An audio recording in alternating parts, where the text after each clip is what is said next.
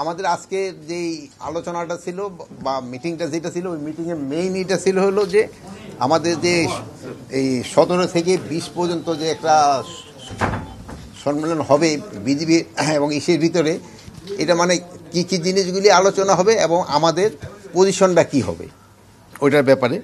তো এখানে মেইনলি যেটা যেই পয়েন্টগুলি আসবে, এখানে আসন্ন বিজিবি বিএসএফ পরিচালনা সীমান্ত সম্মেলনে বিজিবি প্রতিনিধি ছাড়াও কিন্তু থাকে পররাষ্ট্র মন্ত্রণালয়ের প্রতিনিধি থাকেন, স্বরাষ্ট্র মন্ত্রণালয়ের প্রতিনিধি থাকেন, বাংলাদেশ জরিপ অধিদপ্তরের প্রতিনিধি থাকেন, ভূমি রেকর্ড জরিপ দপ্তরের প্রতিনিধি থাকেন, যৌথ নদী কমিশনের প্রতিনিধিগণ থাকেন।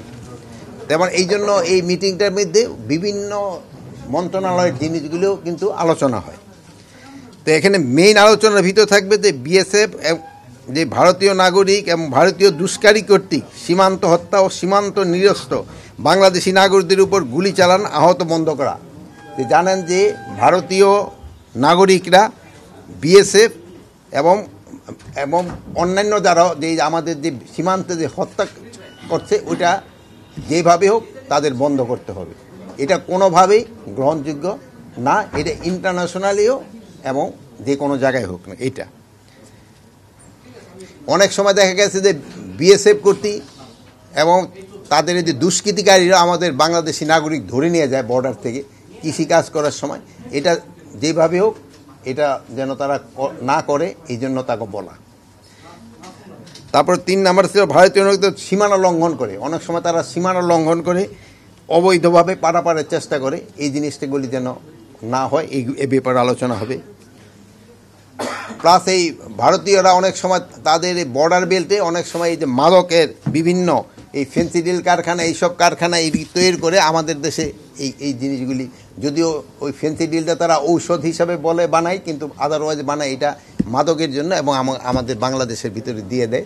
এইটার এই বিষয়গুলি নিয়ে আলোচনা হয়। প্লাস সীমান্তে 150 গজের ভিতরে অনেক সময় সে কতগুলি কাজ আছে যেটা করার নিয়ম নেই, ওইগুলি অনেক সময় তারা করতে চায়। আর কিছু কাজ আছে যেটা করতে হলে দোনো দেশের পারমিশন লাগে। ডেভেলপমেন্ট কাজ যদি করতে হয়, তো আমাদেরও হয়তো একটা, যেহেতু জানেন যে বর্ডারটা একেবারে মানে অনেকের ঘরের পাশ দিয়ে চলে গেছে, এইসব ক্ষেত্রে কিছু করতে হলে কিন্তু একজন আরেকজনের অনুমতি নিতে হয়। যেমন ধরেন একটা হয়তো আমরা একটা মসজিদ করতে চাই, ওরা হয়তো একটা মন্দির করতে চায়, এগুলি একজন আরেকজনের অনুমতি নিয়ে করতে হয়। এইটা যেন অনুমতি নিয়ে করে, এই ব্যাপারে আলোচনা হবে। আর হলো আগরতলা দিয়ে জানে যে এই অনেক সময় খুব ওই যে ইন্ডাস্ট্রিয়াল বর্জ্যগুলি আছে বাংলাদেশে চলে আসে, বাংলাদেশের এই খালে এসে পানিগুলি একেবারে নষ্ট করে দেয়। ওখানে আমাদের সাথে একটা চুক্তি আছে, হলো ইটিপি আর একটা হলো এসটিপি। এখানে আমাদের একটু হয়তো আগে যারা চুক্তি করছে ওইটা ইটিপি অবলিগ এসটিপি দিয়ে দিছে, ওটার মধ্যে হওয়া উচিত ছিল শুধু ইটিপি রাখা, অথবা দুটোই ইটিপি এসটিপি দুটোই থাকতে হবে।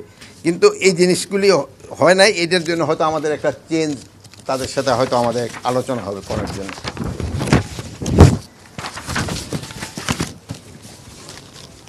আর তারপরে যে বাংলাদেশের যে নদী আছে, এই নদীগুলি পানিটা যেন সুষম বন্টন হয়, এটার ব্যাপারে আলোচনা হবে। এই পানি চুক্তি বাস্তবায়ন কীভাবে করা যায় এই ব্যাপারে আলোচনা করবে। প্লাস এর তো রিভার নদী কমিশন তো আলাদা বড় লেভেলও আছে, বাট এইটা ছোটোখাটোগুলি আমাদের এখানেও আলোচনা হয়, বাট এই বড় লেভেলটা এখানে ওরকম আলোচনা হয় না। প্লাস ওই মুহুরিচরে একটা সমস্যা আছে, ফেনীর মুহুরিচরে ওই এলাকায় ওই বর্ডার পিলার স্থাপনের মাধ্যমে সীমানা নির্ধারণ করা, ওখানে একটু সমস্যা আছে, ওইটা নিয়েও একটু আলোচনা হবে। আর আরেকটা হলো সবচেয়ে বেশি এই ভারতীয় এই যে গণমাধ্যম যে মিথ্যা সংবাদ পরিবেশন করে এবং এটা কিভাবে তারা বন্ধ করতে পারে, এই ব্যাপারেও আলোচনা করবে। যেহেতু আপনারা এই ব্যাপারে আপনারা নিজেরও খুব সোচ্চার এবং আমাদের জনগণও সোচ্চার, এবং এটা তাদের বলে দেওয়া যে এই জিনিসটা তারা কিভাবে বন্ধ করতে পারে।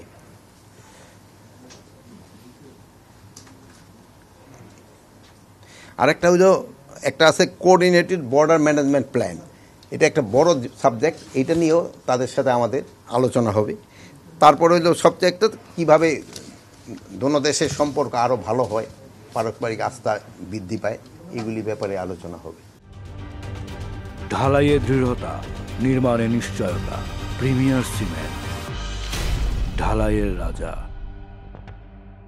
এখানে আপনারা জানেন, এর আগে আমি একবার বলছিলাম যে এই পর্যন্ত প্রায় তাদের সাথে 4টা চুক্তি হয়েছে। তো 2010 সালে যে একটা চুক্তি হয়েছে, ওই চুক্তিটার ভিতরেই একটুখানি বড় ধরনের একটু সমস্যা দেখা দিচ্ছে। ওই চুক্তি নিয়ে কিছুটা অসম চুক্তি আমরা সাইন করে ফেলছি। এখন ওই ক্ষেত্রে ওরা যেটা বলে যে তারা যে ইলিগেল কিছু বলে তা না, যেহেতু ওই চুক্তির ভিতরে আপনি এরকম একটা করছেন যে দহগ্রাম আঙ্গারপোতায় 0 লাইনের দিক দিয়ে আপনি করতে পারবেন, কি বলে ফেন্স করতে পারবেন, আপনি পারমিশন দিয়ে দিচ্ছেন, বাংলাদেশ গভর্নমেন্টই পারমিশন দিছে। ওই পরিবর্তে তারা বলছে যে 3 বিঘা করিডোরটা আমরা 24 ঘন্টা ইউজ করতে পারবো। কিন্তু এই 3 বিঘা করিডোরের জন্য কিন্তু আমরা বেরুবাড়ি বহু আগেই দিয়ে দিছি।